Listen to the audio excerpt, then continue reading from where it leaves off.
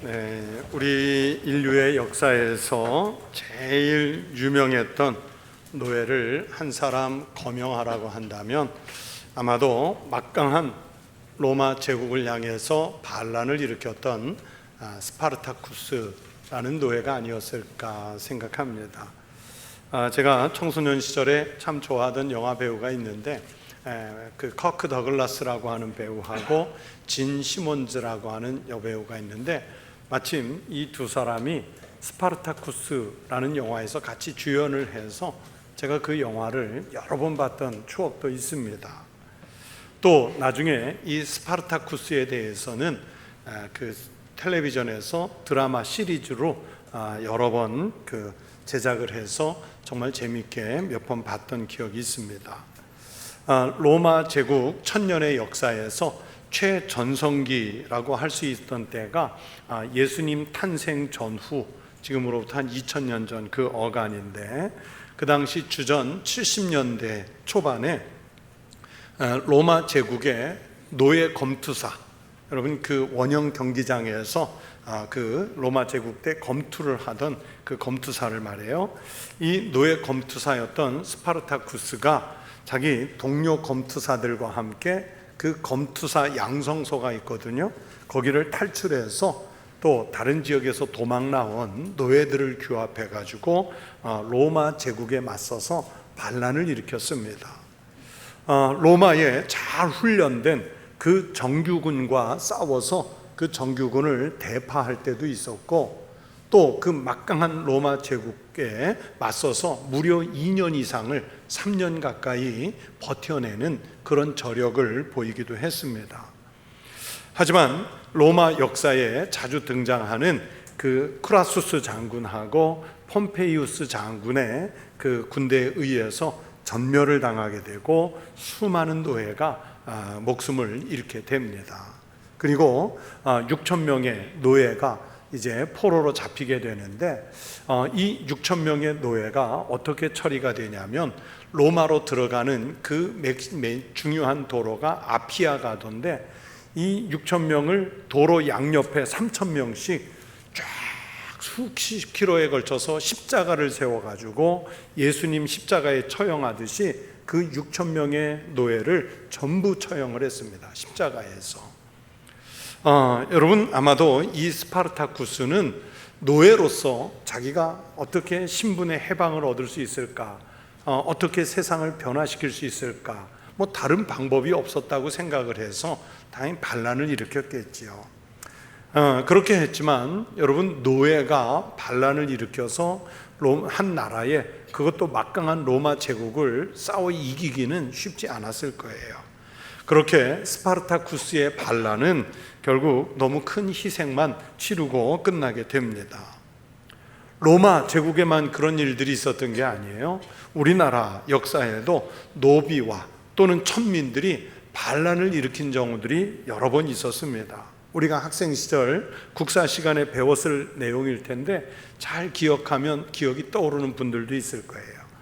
고려시대 때인 1176년에 여기 가까운 공주 명학소라는 곳에서 이제 농민과 노비들이 규합돼서 반란을 일으키는데, 공주 명학소의 난이라고 배우기도 하고, 또 주동자였던 사람들의 이름을 따서 망서이의 난이라고 아마 국사 시간에 배운 기억이 있을 겁니다. 이 망서이의 난은 충청도 일대를 거의 장악하고 위세를 떨쳤었는데, 결국은 고려시대 무신 정권에 의해서 아주 처참하게 진압을 당하고 맙니다. 이 망서이의 난이 진압을 당하고 또 한 20여 년쯤 세월이 지나서 만적이라고 하는 노비가 난을 일으켜서 그 이름을 따서 만적의 난이라고 우리가 배웠던 기억도 있는데, 이 만적의 난은 말 그대로 노비들의 신분을 해방시켜 달라는 그런 반란이었습니다. 만적들이 그 당시에 만적이 노비들을 모아놓고 했던 아주 유명한 말이 있습니다. 왕후장상이 처음부터 씨가 있을까 보냐, 때가 오면 누구나 할 수 있는 것이다. 왜 우리 상전들만 상전에게 매질을 당해가며 뼈가 빠지게 일을 해야 하느냐. 이 말 중에 왕후 장상이 처음부터 씨가 있을까 보냐, 이 말이 여기에서 나와요. 만족의 이런 선동에 동조한 노비들이 많이 동참을 했지만 역시 철저하게 실패하고 말았어요. 그 이후에도 크고 작은 신분 해방 운동이 있었지만 언제나 세상을 바꾸는 일에 실패합니다. 노비의 신분으로 세상을 바꾼다는 게 여러분 고대 시대 때 또는 중세 시대 때 그렇게 만만한 일은 아니었겠지요. 말씀드린 대로 그래서 노예 신분으로 세상을 바꾼다는 게 쉽지 않아요. 역사 속에 크고 작은 반란들이 계속 있어 왔지만 희생만 하고 자기네들이 생각했던 그런 변혁을 이루어내는 것은 거의 없었습니다. 그런데 성경 속에는 종이거나 혹은 노예이면서 그 이름이 혁혁하게 남아있는 분들이 있습니다.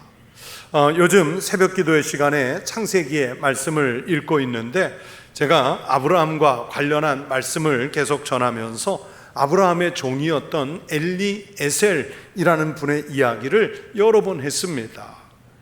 아브라함이 어떤 부족의 연합군과 전쟁을 나갈 때 이 엘리에셀이 지도자격으로 사령관격으로 나가서 싸워 이겼거나, 또 아브라함이 100세에 얻은 아들 이삭의 며느리를 구하는 정말 그 아브라함 가문에서 중요한 일에 대해서 아브라함이 이 엘리에셀에게 전권을 위임해서 메소포타미아 지방에 가서 아들 이삭의 며느리를 구해오도록 그런 일을 위탁하는 그런 장면들이 있습니다. 그러니까 이 엘리에셀은 종의 신분이면서도 이 아브라함과 그 믿음의 인류를 형성해 가는데 정말 중요한 역할을 하는 거예요. 구약 성경에 엘리에셀이라는 종이 있다면 신약에서는 오늘 본문에 등장하는 오네시모라는 노예가 있습니다. 노예예요. 그의 주인은 오늘 사도 바울이 써서 편지를 보내는 이 빌레몬, 편지의 수신자인 빌레몬이라는 분입니다. 여러분 말씀드린 것처럼 로마 제국에서 노예는 주인의 말에 절대 복종해야 하고 또 자신의 인간적인 가치를 포기하고 살아가야 하는 운명을 갖고 태어났습니다. 노예는 자신이 살고 있는 사회에서 인간이기보다는 거래가 가능한 재산으로 분류가 되어 자신에 대해서는 말을 할 수도 없고 자신의 것을 주장할 수도 없습니다. 대부분의 노예들은 이런 운명을 받아들이고 그렇게 그런 삶에 적응하면서 살아갔던 그런 사회 구조였어요. 그런데 오네시모에게는 다른 노예들과는 다른 자기만의 의식이 있었습니다. 초대교회 성경 이외의 다른 문서들에 의하면 그는 노예의 삶에 잘 적응하지 못하고 성장해 가면서 반항기가 아주 가득한 그런 노예였습니다. 아마 누군가가 선동하는 일을 그 시대에 만났다면, 아니면 스파르타쿠스처럼 반란을 일으키자고 선동을 일으키는 그런 사람을 만났다면 충분히 반란군에 가담했을 그런 성격을 가진 이가 오네시모였던 거예요. 노예 생활에 환멸을 느낀 오네시모는 결국 노예 생활을 견디지 못하고 탈출하기로 마음을 먹었습니다. 여러분 로마 법에 의하면 노예가 도망쳤다가 잡히면 사형에 처해져요. 또 노예의 탈출을 도왔거나 방조한 사람도 큰 벌을 받도록 되어 있습니다. 그러니까 노예가 주인의 집을 탈출한다는 것은 죽음을 각오하는 행동이었고, 또 알려지면 주변 사람들에게까지도 아주 큰 해악을 끼치게 되는 나쁜 행동이에요. 그러나 오네시모는 차라리 죽음을 택하겠다는 심정으로 그 빌레몬의 집을 탈출한 겁니다. 우리가 생각할 때는 아니 빌레몬이 그렇게 중요하게 예수 잘 믿는 사람이면 그 종놈 하나 노비 하나 좀 봐주지 뭘 그렇게까지 할 수 있는데, 여러분 2000년 전에 로마라는 나라를 생각해야 돼요. 철학자, 우리가 잘 아는 이름을 익숙하게 알고 있는 아리스토텔레스도 그의 여러 책에서 노비는 절대로 인간으로 쓰지를 않았어요. 심지어 그의 윤리학 책에서도 노비는 거래가 가능한 재산으로 봤지 사람으로 보지 않던 시대라는 걸 생각하셔야 돼요. 그런데 이 오네시모는 아무리 예수 믿는 빌레몬의 집이라 할지라도 탈출해야만 했던 거예요. 그리고 실제로 잠시지만 탈출에 성공을 했습니다. 제가 전에 개인적으로 탈북자들을 돕는 그런 단체를 도왔던 적이 있어서 탈북한 분들이 어떻게 제3국으로 탈북하는지 직접 그분들에게 이야기를 들었던 적이 있습니다. 지금은 이미 이제 언론이라든지 뭐 이런 데서 많이 공개가 되어 있는데, 예전에 탈북자들이 가장 많이 이용하던 그 탈북 루트 중에 하나가 인도차이나 반도에 있는 메콩강을 건너는 메콩강 루트라는 길이 있었습니다. 여러분, 그 거리가 무려 8,000km, 그러니까 서울과 부산을 왕복으로 대략 한 10번쯤 오고 가야 되는 그 정도의 길인데, 그 거리에서 곳곳에서 검문을 당하고요, 그러면서 가족 중에 누구 하나가 잡혀가도 표시내지 못하고 숨 넘어가는 소리로 울음을 감추면서 그 길을 건너야 한다, 그런 이야기들을 해요.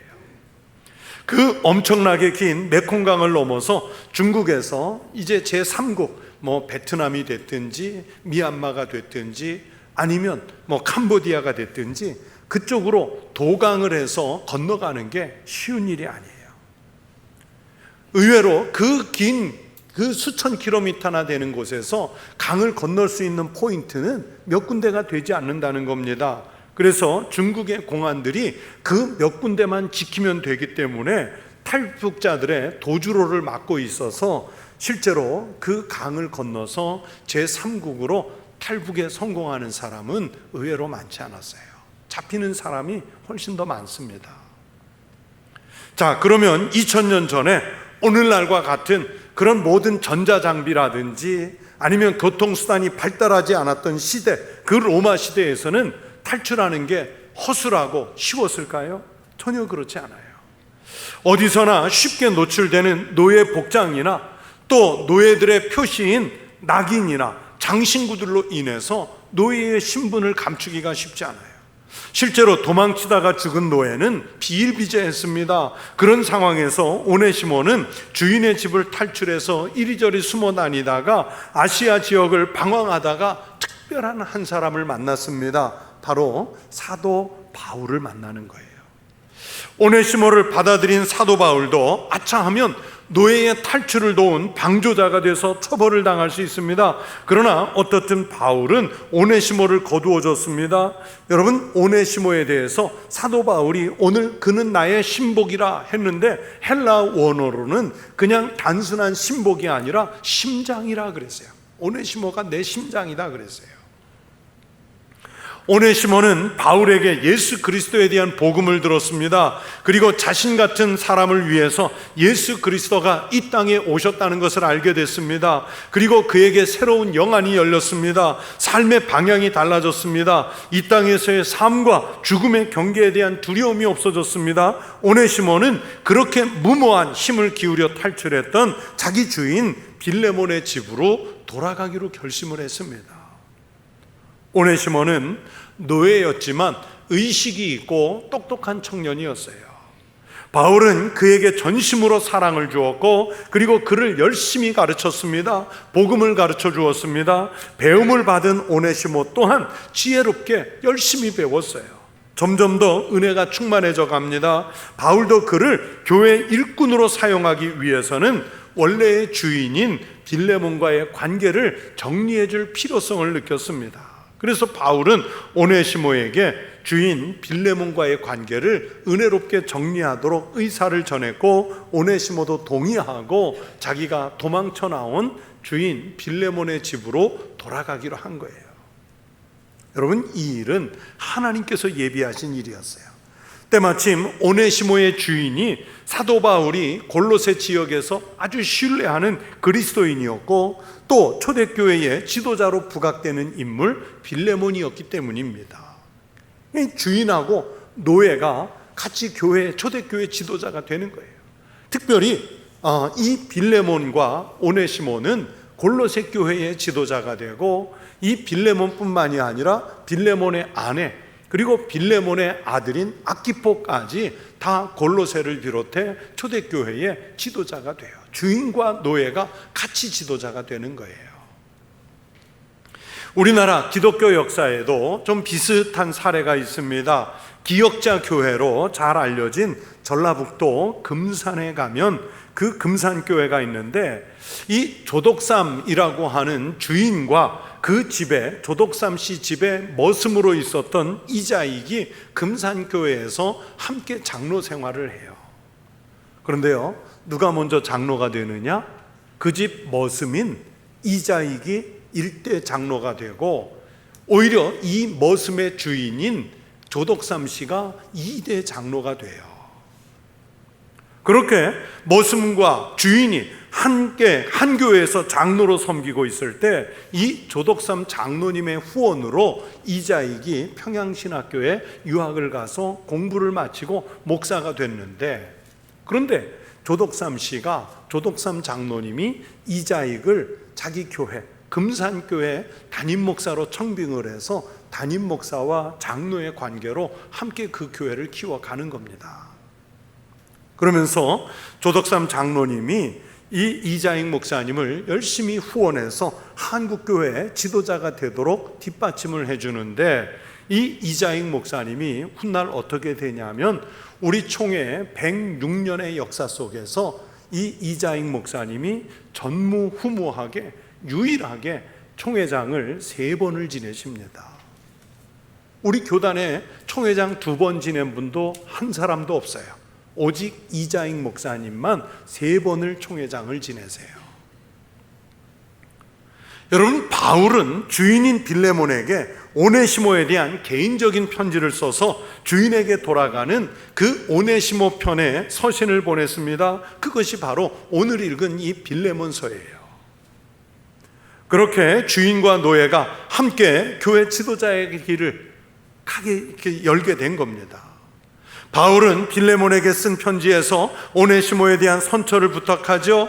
빌레몬이 존경하는 믿음의 스승인 바울이 빌레몬에게 오네시모에 대해서 뭐라고까지 쓰냐면, 갇힌 중에 낳은, 지금 사도 바울도 감옥에 갇혀 있는 상태거든요. 갇힌 중에 낳은 믿음의 아들 오네시모라면서 호소를 하는 거예요. 바울은 오네시모를 교회 일꾼으로 그리고 지도자로 훈련시켜 가고 싶은데, 빌레몬, 당신의 동의가 없으면 하지 않겠다 그랬습니다. 14절 말씀해 보시면, 다만 내 승낙이 없이는 내가 아무것도 하기를 원하지 아니하노니 라고 말해요. 또 빌레몬이 아무리 착한 성품을 가졌다 할지라도 그 착한 것을 이용하지 않겠다 했습니다. 너의 선한 일이 억지같이 되지 아니하고 이 모든 일을 빌레몬의 자의적 판단에 맡기겠다고 합니다. 자유로 되게 하려 함이라, 그렇게 쓰고 있어요. 빌레몬이 오네시모를 자유자로, 즉 해방 노예로 만들어서 다시 보내주면 이후로는 종으로 대하지 않겠다 말하죠. 그러면서 16절에서 칭찬합니다. 이후로는 종과 같이 대하지 아니하고 종 이상으로 곧 사랑받는 형제로 둘 자라 내게 특별히 그러하거든 하물며 육신과 주 안에서 상관된 내게랴. 오네시모가 노예에서 해방돼서 다시 돌아오면 나에게 아주 특별한 사람이 될 것이고, 심지어 빌레몬 당신에게도 특별한 사람이 될 것이다, 그렇게 부탁하는 거예요. 바울이 오네시모에 대해서 얼마나 큰 기대를 걸고 있는지 성경이 말씀하지요. 오네시모는 바울을 만난 이후에, 아니 바울을 통해서 예수 그리스도를 만난 이후에 이렇게 그의 삶이 변하는 거예요. 그런데 그 변화는 어떤 특정한 자기에게만이 아니라 모두에게 유익을 끼치는 변화였습니다. 반항하며 도망치던 노예에서 하나님 말씀에 순종하는 청년으로 변했습니다. 노예의 삶에 운명이 맡기고 살아야 했던 사람이 자유인으로 변했습니다. 자기를 위해서 죽기를 각오 탈출했던 노예가 이제 그리스도를 위해서라면 다시 죽을 수 있다는 마음으로 주인에게로 돌아가는 용기 있는 그리스도인으로 변했습니다. 사도 바울은 오네시모의 이 변화를 이렇게 평가해요. 11절 말씀을 보십시오. 그가 전에는 내게 무익하였으나 이제는 나와 내게 유익함으로. 그를 소유했던 주인에게 전혀 유익이 되지 않고 오히려 주인에게 해롭기까지 했던 무익한 노예라고 평가받던 노예가 이제는 주인과 바울 그리고 초대교회 모두에게 유익한 존재로 바뀌어 가는 거예요. 그의 삶의 자세가 달라졌고 삶의 내용들이 달라져 갔습니다. 성경에 이름이 남았고요, 초대교회 지도자가 됐고 우리 기독교 역사에서 매우 중요한 인물이 됐습니다. 여러분, 이분이 유명해졌기 때문에 유익하다, 지도자가 되었기 때문에 유익하다는 것을 말씀드리려는 것이 아닙니다. 진짜 그리스도인이 된 다음에 이 사람이 어떤 삶을 사느냐, 어떻게 되었느냐를 말씀드리는 것입니다. 그런 면에서 오네시모는 예수 믿고 변화된 사람의 매우 전형적인 모습이에요. 성도 여러분, 우리도 예수를 믿습니다. 늘 고백하지요? 그러면 여러분은 예수를 믿고 어떻게 변화되셨습니까? 예수를 믿은 후에 여러분의 인생에서 가장 크게 변화된 것은 무엇입니까?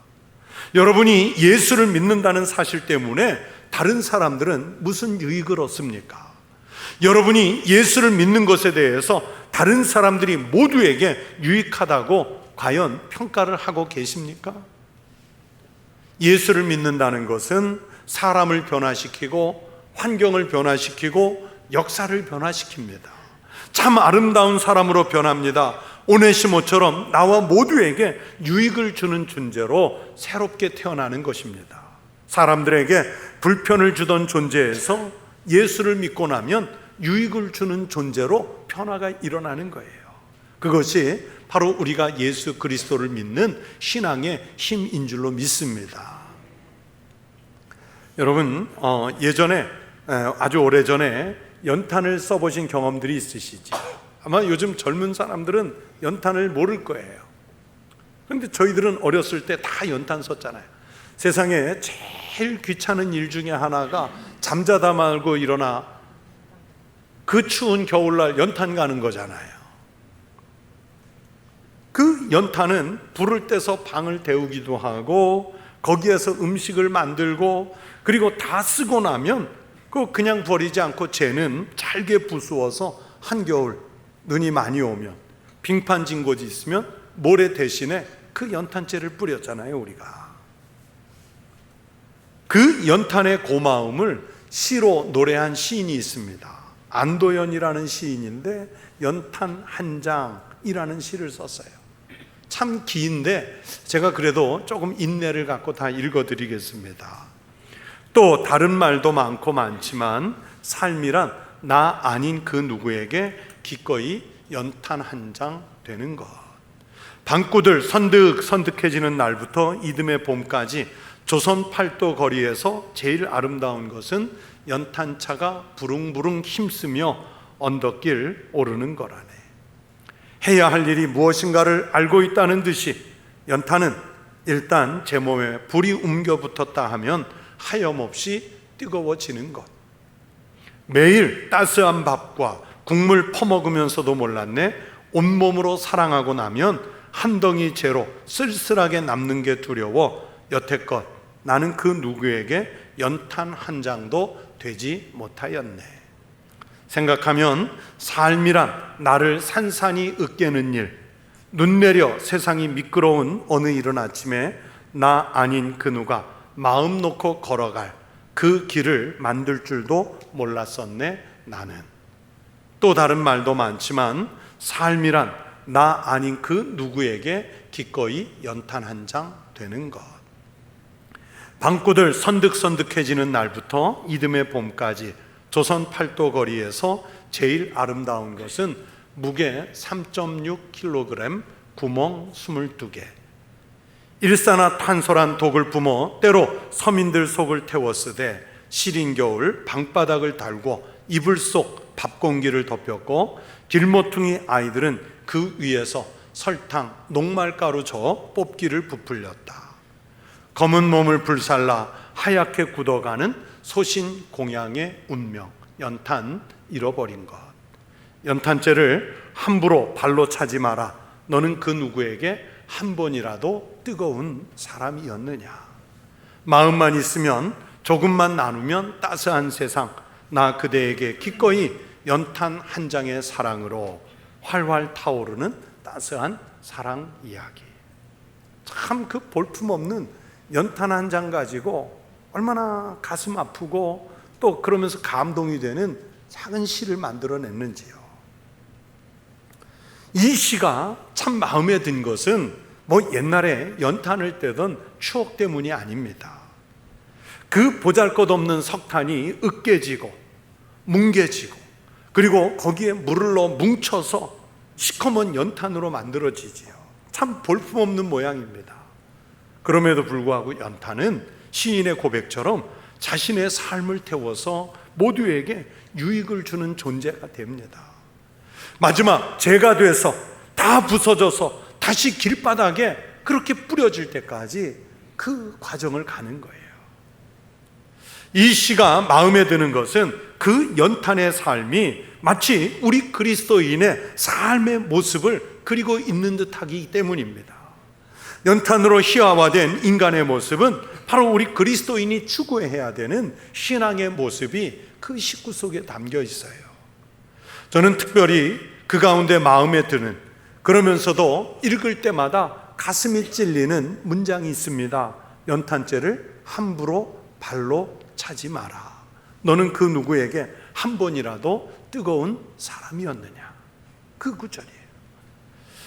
나는 미처 남에게 유익을 주지 못하면서 남이 유익을 주면서 사는 삶을 발로 차는 그런 무례를 범한 것은 아닌가, 우리 그리스도인으로 하여금 반성하게 만드는 구절이다. 그런 마음으로 읽어요. 성도 여러분, 우리에게 삶의 기회가 그리 많은 것이 아닙니다. 코로나로 지난 몇 년 동안 우리가 지친 세월을 보내면서 참 많은 생각을 했습니다. 처음 코로나라는 것이 공포스럽게 밀려왔을 때 우리에게도 언제 어떤 일이 벌어져서 생명을 거두어 갈지도 모른다는 그런 두려운 마음으로 우리가 시간을 보냈죠. 그러면서 하나님 앞에서 과연 잘 살고 있는가? 하나님 앞에서 제대로 살고 있는가? 그러면서 많은 반성을 하고 기도하게 만드는 그런 시절을 우리가 살아요. 언제 하나님이 우리를 불러가실지 모르지만 그날까지 예수 그리스도의 이름으로 세상과 하나님 나라에 유익을 주는 삶을 살도록 여러분, 우리는 우리 자신을 신앙 안에서 정말 끊임없이 변화시켜 가야 합니다. 노예의 신분을 가졌던 오네시모, 이 한 사람의 변화가 사실은 초대교회를 변화를 형성하고 골로새 교회를 형성해 가고 그리고 놀라운 기독교 역사에 주초를 놓았던 것처럼 작지만, 여러분, 우리 교회 많은 성도들 가운데, 수천의 성도 가운데 한 사람에 불과하지만 우리 대한민국의 무수한 교회들 속에 무수한 수백만의 그리스도인들 중에 단 한 사람, 너무 작은 사람에 불과할지 모르겠지만, 그러나 나 한 사람의 변화가 제대로 변화가 되면 가정이 변하는 거예요. 일터가 변하는 것이고 교회가 변하는 것이고 우리가 두렵게 살고 있는 이 시대, 이 사회가 변화를 맞는 겁니다. 성도 여러분, 앞에서 물었던 질문을 그래서 또다시 묻습니다.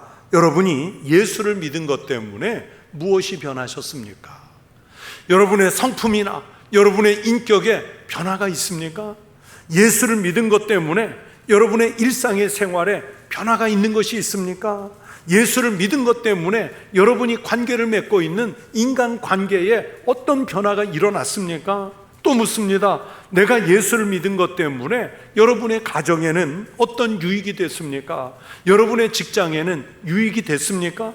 여러분이 맺고 있는 관계들 속에는 유익이 되고 있습니까? 그렇게 되어야 할 줄로 믿습니다. 사도 바울이 빌레몬에게 그가 전에는 너에게 무익하였으나 이제는 나와 내게, 교회에, 시대에 유익이 되고 있다고 말한 것처럼, 그 오네시모처럼 우리에게도 이런 변화가 일어나기를 소망합니다.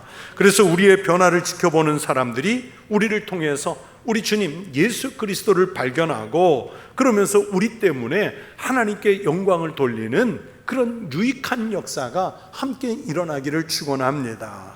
그래서 우리의 작은 변화가 축복의 통로와 같은 그런 삶이 되시기를 주의 이름으로 축원합니다. 기도하겠습니다. 하나님 아버지 감사합니다. 우리 같이 미천한 사람, 오네시모와 같은 그런 노비만도 못했던 죄인이 우리 주님 예수 그리스도의 십자가 보혈로 이제와는 전혀 다른 새로운 삶을 살 기회를 얻게 되시니 감사합니다. 하나님, 오네시모의 변화가 교회의 변화를 이끌었던 것처럼 우리의 변화가 가정과 직장과 또 시대와 살아가는 모든 삶의 자리에, 그리고 크게는 교회와 하나님의 나라에 놀라운 역사를 일으키는 축복의 통로와 같은 삶이 되게 하여 주시옵소서. 감사드리며 예수님 이름으로 기도하옵나이다. 아멘.